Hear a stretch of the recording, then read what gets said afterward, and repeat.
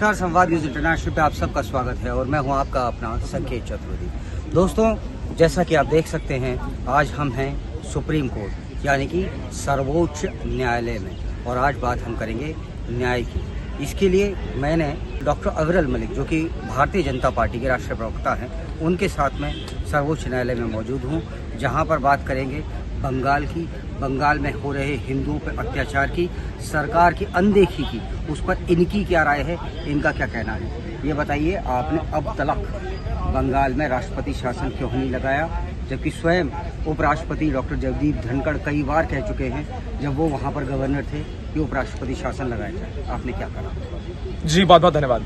देखिए, जहां तक विषय है पश्चिम बंगाल का, तो पश्चिम बंगाल राज्य के भीतर किसकी सरकार है वो सर्वविदित है। पश्चिम बंगाल की मुख्यमंत्री ममता बनर्जी हैं और ममता बनर्जी के नेतृत्व वाली सरकार किस प्रकार से एक, मैं समझता हूं, तांडव के रूप में उन्होंने मचाया हुआ है। जिहादियों को प्रमोट करने का कार्य पश्चिम बंगाल राज्य की सरकार, तृणमूल कांग्रेस की सरकार स्पष्ट रूप से कर रही है। वो बिल्कुल स्पष्ट तौर पर जनता के मध्य में है और जनता को नजर आ रहा है। अब देखिए, जहां तक विषय है राष्ट्रपति शासन का और जगदीप धनखड़ जी के संबंध में आपने प्रश्न किया और भारतीय जनता पार्टी के संबंध में आपका प्रश्न है, केंद्र सरकार के संबंध में आपका प्रश्न है, तो मैं देखिए स्पष्ट कर देता हूं। जहां तक भारतीय जनता पार्टी का स्टैंड है, भारतीय जनता पार्टी किसी प्रकार से पश्चिम बंगाल के भीतर सत्ता में नहीं है और सकारात्मक विपक्ष की भूमिका में निश्चित रूप से भारतीय जनता पार्टी है। शुभेंदु अधिकारी जी के नेतृत्व में जनता के मध्य में हम सकारात्मक रूप में विरोध प्रदर्शन कर रहे हैं और हमारी उपस्थिति पूर्ण रूप से है। आपका विरोध प्रदर्शन ठीक है, नहीं, देखिए, सड़क से सदन तक भारतीय जनता पार्टी पूर्ण रूप से इस मुद्दे को ले जाने का काम कर रही है। देखिए, मैं ओपनिंग कमेंट अपनी जगह ठीक है,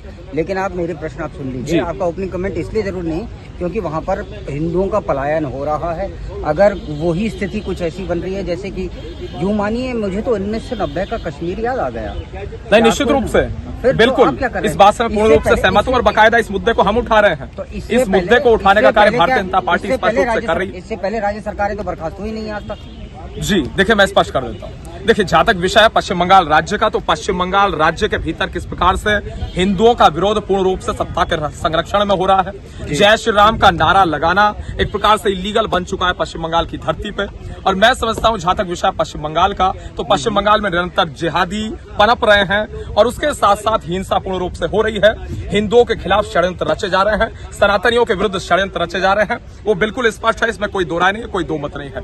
अब जहां तक विषय है लॉ एंड ऑर्डर का, law and order state issue है as per the constitution of India.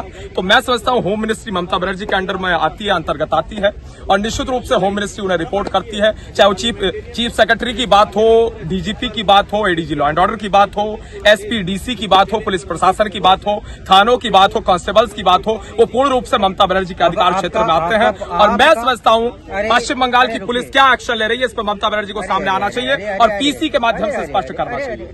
सुन लीजिए, प्रश्न भी सुन लीजिए जी। आप तो चिल्ला ज्यादा रहे हैं। जी, नहीं, देखिए स्पष्ट एक सेकंड, आप मेरा जो प्रश्न है वो भी सुन लीजिए आप। इसका अर्थ जितना भी आपने कहा, बड़े जोर शोर से कहा, चीख चिल्ला के कहा, इसका अर्थ मैं ये मानूं कि वहाँ पे लोग मर रहे हैं, केंद्र सरकार और नरेंद्र मोदी कुछ नहीं कर रहे। जी, नहीं, देखिए, जहां तक विषय है भारतीय जनता पार्टी का, तो भारतीय जनता पार्टी किसी प्रकार से राज्य में सत्ता में नहीं है और केंद्र के द्वारा जो भी स्टेप्स लिए जाने चाहिए, निश्चित रूप से किसी प्रकार के दबाव में केंद्र सरकार नहीं है और निश्चित रूप से स्टेप्स लिए जाएंगे।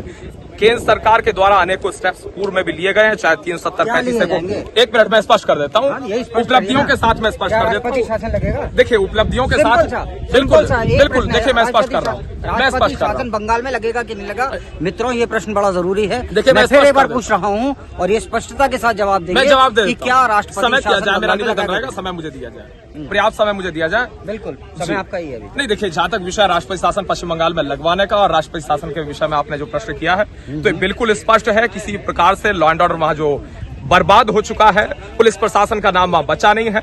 नंबर एक, ममता बनर्जी सामने आए और जवाब दे। अब नंबर दो, आपका जो प्रश्न है केंद्र सरकार से रिलेटेड है, आदरणीय प्रधानमंत्री श्री नरेंद्र मोदी से रिलेटेड है, केंद्रीय गृह मंत्री आदरणीय अमित शाह जी से रिलेटेड है। और मैं समझता हूं जहां तक विषय केंद्र सरकार का, तो केंद्र सरकार इसमें बिल्कुल स्पष्ट है, किसी प्रकार से हिंदुओं के साथ, एक कम्युनिटी के साथ, हिंदू समुदाय के साथ किसी प्रकार से अन्याय नहीं होने दिया जाएगा, किसी कीमत पे नहीं होने दिया जाएगा। अरे आप नहीं, मैं उसी मुद्दे पे रहते हैं क्या? आपको ये नहीं दिख रहा कि वहाँ पर हिंदू पलायन कर रहा है और आप कह रहे हो अन्याय नहीं होने मैं उसी मुद्दे, ये बड़ी अचरज की सी बात है। मैं उसी मुद्दे, रुकिए आप जरा, वो बाद में टोकिएगा साहब, जो प्रश्न है वो तो नहीं, आप आप समय नहीं दे रहे हैं, मैं समझता हूँ। लोग बाग वहाँ से पलायन कर रहे हैं, ये कह रहे हैं अन्याय नहीं होने दिया जाएगा। जी हाँ, अब आप ही बोलिए। नहीं, मैं स्पष्ट कर रहा था, आपने बीच में टोकने का काम। आप सुप्रीम कोर्ट में खड़े हैं, कभी इधर का दरवाजा खटखटाएंगे? बिल्कुल, मैं जवाब देता हूँ। देखिए, जहाँ तक विषय है नंबर 1 जुडिशरी का निश्चित रूप से भारतीय जनता पार्टी सम्मान करती है, और किसी प्रकार से जहाँ मैंने छोड़ा था खटखटाएंगे बंगाल के, मैं उसी मुद्दे पे आ रहा हूँ। जो मैं जिस लाइन पे मैंने कमेंट छोड़ा था उसी लाइन से मैं फिर से प्रारंभ करूंगा, इसलिए मैंने कहा था समय पर्याप्त दिया जाए। रही बात अन्याय की, किसी प्रकार से अन्याय केंद्र सरकार के द्वारा नहीं होने दिया जाएगा, और जिस प्रकार से अन्याय वहां हो रहा है, देखिए मैं अपना स्टैंड क्लियर कर रहा हूं। हमारा स्टैंड है किसी प्रकार से हिंदुओं के साथ, सनातनियों के साथ अन्याय नहीं होना चाहिए। नंबर 2, जहां तक विषय पश्चिम बंगाल सरकार का, पश्चिम बंगाल सरकार ममता बनर्जी की पार्टी के नेता और पूर्ण रूप से तृणमूल कांग्रेस, मैं समझता हूं सत्ता के संरक्षण में हिंदुओं के साथ अन्याय हो रहा है, और इस प्रकार का कृत्य अगर वहां अंजाम दिया जा रहा है तो ह्यूमन राइट्स की बात करती है ममता बनर्जी। आज कहां है ममता बनर्जी? वो संविधान के इंडी गठबंधन वाले बात करते हैं, संविधान की बात आज कोई क्यों नहीं कर रहा है? इसका इन्हें जवाब देना चाहिए, मैं समझता हूं। और मेरा निवेदन रहेगा, जहां तक मानवाधिकार की बात करते हैं इंडी गठबंधन के लोग, इंडी अलायंस के लोग, आज ये गायब क्यों है? सामने आए, जवाब दे, पीसी के माध्यम से, मीडिया के माध्यम से। और रही बात केंद्र सरकार की, आपने कहा था केंद्र सरकार, उदाहरण के साथ मैं दे देता हूँ। 370-35 को समाप्त किया गया, कश्मीर से आतंकवाद को समाप्त करने का कार्य केंद्र सरकार के द्वारा किया गया। मैं वहीं आ रहा हूँ, मेरे उदाहरण आप ले लीजिए। आप या तो आप बता दीजिए कि आप उदाहरण नहीं लेंगे। आरएसएस का मुख्यालय कहाँ है? देखिए, या तो आप बता, नागपुर में देखिए, या तो ये एक कॉन्स्पिरेसी को बड़ा एंगल तो नहीं है कहीं? बिल्कुल, देखिए मैं जवाब दे दूं, क्योंकि आप जवाब मुझसे ही चाहते हैं। मुर्शिदाबाद, नागपुर, बिल्कुल निश्चित रूप से एक बहुत बड़ी कॉन्स्पिरेसी तो नहीं है। देखिए, मैं जवाब देता हूँ। जहां तक विषय केंद्र सरकार का, 2-3 मैं उदाहरण देना चाहूंगा। लोगों ने कहा था खून की नदियां बह जाएंगी राम मंदिर निर्माण यदि होता है। किसी प्रकार से खून की नदी छोड़िए, एक मच्छर उत्तर प्रदेश में नहीं मरा, इस बात को स्पष्ट रूप से जान लेना चाहिए। मैं वहीं आ रहा हूँ, मैं उदाहरण केंद्र सरकार को नहीं मरा, वो सब ने देखा। बिल्कुल, मैं उसी मुद्दे पे आ रहा हूँ। आपने कहा था केंद्र का डिसीजन, केंद्र सरकार के विषय में आपने कहा था। रही बात में राष्ट्रपति शासन लगेगा, ममता बनर्जी की सरकार है, ममता बनर्जी, हमारा भी, हम बिल्कुल निश्चित रूप से जो आवश्यक होगा कदम उठाया जाएगा, जो भी कदम आवश्यक होगा उठाया जाएगा, इसमें कोई दो मत नहीं है। इसीलिए मैंने उदाहरण दिए, हमने जो आवश्यक कदम थे वो उठाए, आतंकवाद को समाप्त करने के लिए, कश्मीर से आतंकवाद को पूर्ण रूप से उखाड़ कर फेंकने के लिए, खालिस्तानियों के विरुद्ध अमृतपाल सिंह जो अभी मेंबर ऑफ पार्लियामेंट हो गया, वो भी भगवंत सिंह मान की कृपा से हो गया। एक प्रकार से पश्चिम बंगाल की आपने बात की, और रही बात पंजाब की, पंजाब में सरकार है भगवंत सिंह मान की। भगवंत सिंह मान की सरकार रहते हुए पूर्ण रूप से पंजाब भर में घूमता रहा अमृतपाल सिंह ने देश को तोड़ने की साजिश रची। अमृतपाल सिंह ने खूब विरोध किया, एक तरीके से देश का टुकड़े करने की बात की, खालिस्तान के निर्माण की बात की।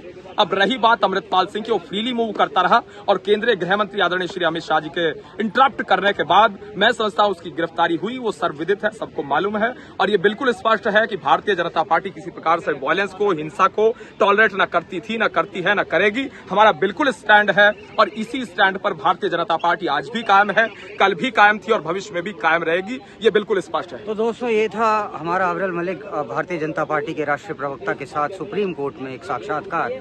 मैं ओवरऑल इस डिसीजन पे पहुंचा हूं इस पूरे साक्षात्कार के बाद में कि भारत की स्थिति कुछ न कुछ, या भारत में हिंदुओं की स्थिति, या भारत में यूं बिल्कुल एग्जैक्टली कहूं, भारत में जो अपने आप को माइनॉरिटीज बताते थे, उनकी स्थिति अब्दुल मलिक जी के दाढ़ी की जैसी हो गई है। वो हैं तो छोटे, मगर वो धीरे धीरे बढ़ते जा रहे हैं। जरा इनकी दाढ़ी दिखा दीजिए जी। नहीं, देखिए, ये अगर आप पर्सनल इस प्रकार की बयानबाजी करेंगे, ये सब मैं समझता हूँ ये टोटली अनकॉन्स्टिट्यूशनल है, इलीगल है। इस प्रकार की बयानबाजी निवेदन रहेगा ना करें।